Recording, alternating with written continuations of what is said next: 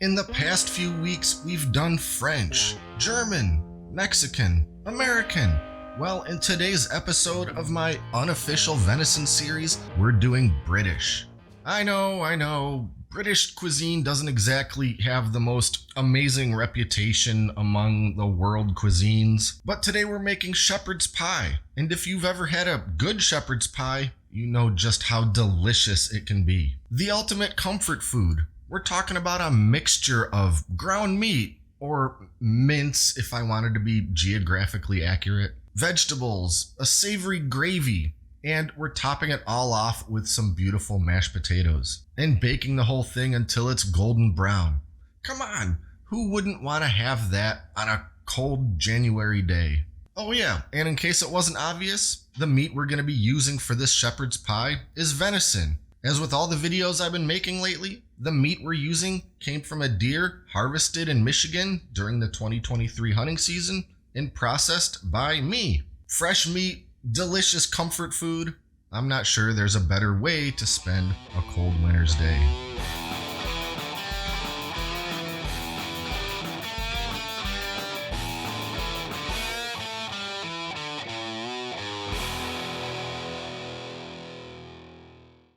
As a shepherd's pie calls for mince, the first thing I'll do is grind up some meat. I'm using some deer shoulder and thigh meat that I've previously cut up into some small hunks. And using the medium grind plate on my electric grinder, I'll just start feeding that meat in until it's all ground up.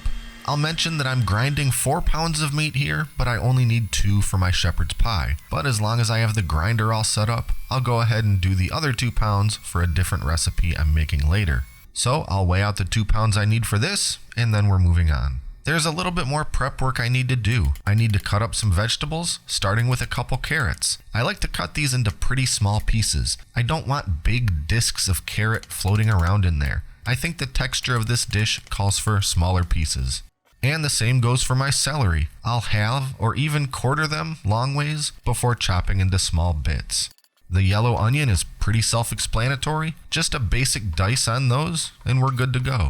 And I'll mince up 3 cloves of garlic. I could use the garlic press, but for just 3 cloves, it's not worth cleaning that annoying garlic press. Lastly, some fresh parsley, both to go into the shepherd's pie filling and for garnish when it's time to serve. Now, before I go any further on the shepherd's pie filling, I'm going to make my mashed potatoes. I want these to be ready as soon as the shepherd's pie is ready for them, and since it's already a near constant struggle for my attention span to keep up with simultaneous cooking and videography, this means I'm going to make the mashed potatoes before I even start cooking the filling.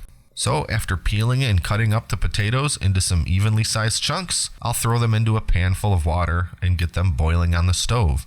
And in the meantime, I'll grate up some fresh Parmesan cheese, which we will add to the mashed potatoes and also sprinkle on top a little later. Once the potatoes are fork tender, I'll strain out the water and put them back in the pan. Now to those potatoes, I'll add a half stick of butter, a half cup of heavy cream, 1 egg yolk, a heavy pinch of kosher salt and black pepper, and then I'll whip them up real nice with my electric beaters.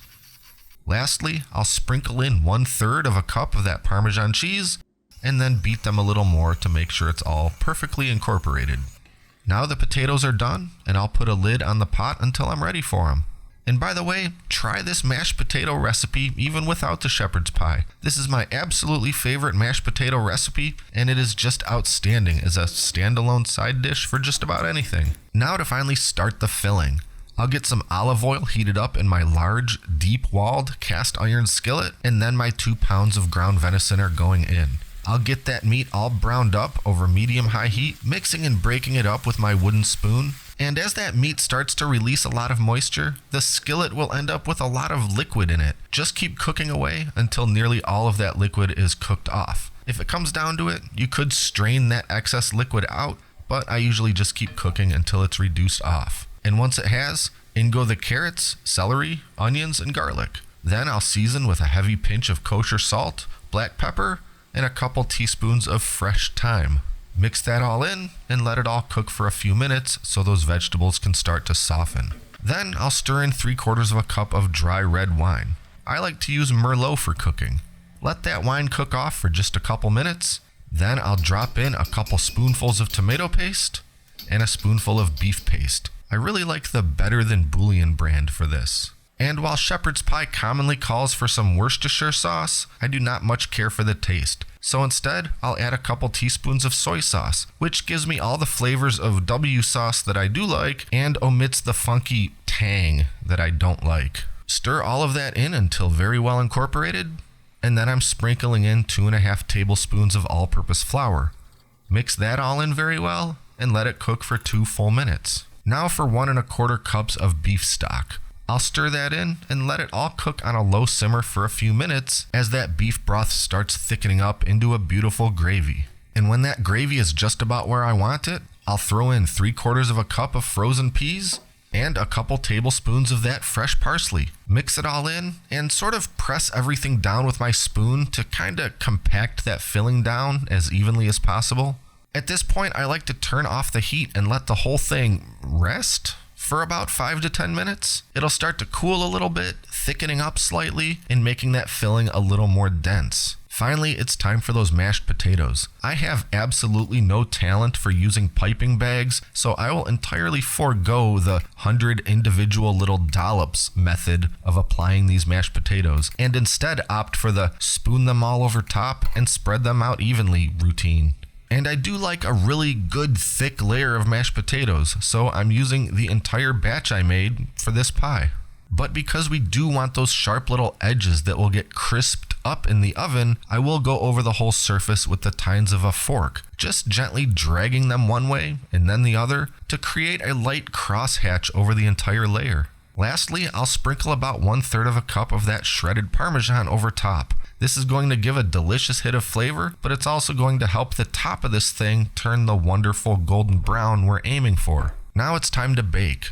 And because there is always risk of some filling breaching the mashed potato perimeter and leaking down the pan, I'll set the whole thing on a baking sheet. And then it's going into the oven, preheated to 350 degrees Fahrenheit for 35 minutes. And after 35 minutes, our pie is looking quite nice, but you can see that the top surface has just barely started getting any brown spots. So we're turning on the broiler and giving this thing about another 5 to 8 minutes. Keep an eye on it at this point because that broiler can take you from beautiful to burnt in no time at all. And there we have it. Gorgeous, crispy, golden brown edges absolutely covering this massive shepherd's pie. And while it pains me to wait, I'm going to let it sit here for just a few minutes. That filling is still molten, bubbling magma at this point, and I want to give it a chance to cool and set up just a tiny bit before I dare cut into it and try to serve a slice.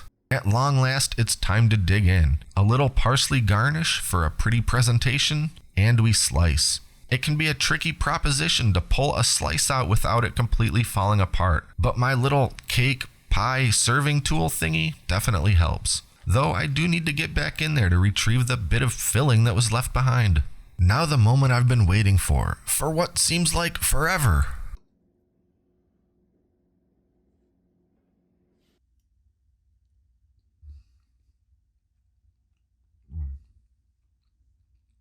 If someone asked me to pick my favorite amongst all the venison recipes I've made so far, I would have an impossible time answering it. All I know is that that's one of the best bites of food I could ever hope for. Savory meat, those tender vegetables, that lightly crispy top on those mashed potatoes. I mean, just look at that, or rather, listen to that. Just the most beautiful composition of meat, gravy, potatoes, and you gotta have those peas in there. They definitely add a little something to any shepherd's pie. I could go on and on about this. I've made shepherd's pie before, but I've only ever used beef. Thought about doing a video with lamb, and then of course it came to me, why wouldn't I use venison? It works just as well, and it's a little bit leaner, so you don't have as greasy of a final product. And you don't have to use the big cast iron skillet. I just think it's a perfect vessel to both cook and then bake this whole thing in. Do all the first steps in a big skillet and then transfer it into a large casserole dish if you prefer. If you have a great big deep cast iron skillet, it's my opinion that that's the way to go, but who am I? I'm just some guy on YouTube. So do what you like, but try the recipe. If you like the ingredients that you saw me use, there's no way you're not gonna love the shepherd's pie final product. And as always, if you want to see the full recipe, including all of the ingredients I used for both the shepherd's pie filling and those mashed potatoes, check out the video description for the link that I'll put there to the whole thing. And be sure to like and subscribe to stay up to date with all our latest stuff, including future venison recipe videos. I've said it before and I'll keep saying it, make sure the food you eat is made out of food. And until next time, this is Great Lakes Prepping.